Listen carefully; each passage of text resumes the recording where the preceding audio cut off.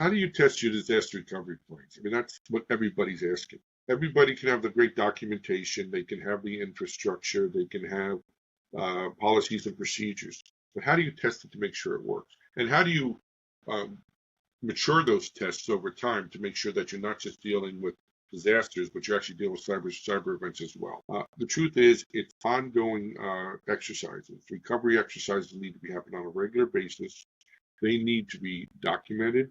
They need to be performed where they become second nature, so that everybody, God forbid, a real event occurs, knows what they need. Now, to be clear, let's not overstate how large a recovery exercise should be to start.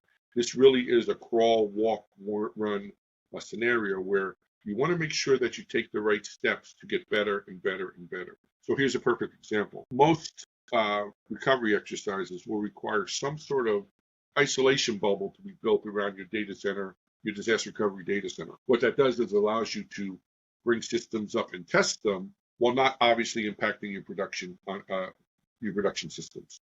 So that process of creating that isolation bubble, that within itself is an event. There's steps that need to be done. It needs to be understood, and it needs to be put into a place where it can be done readily, quickly, and not be part of the recovery exercise itself. So if it takes time to create this isolation bubble, that it actually shows that it becomes an overall time to complete the exercise.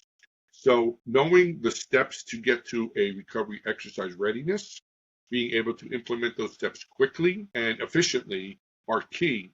And then you need to have ongoing recovery exercises with different scenarios and well-defined outcomes to make sure that you can show progress.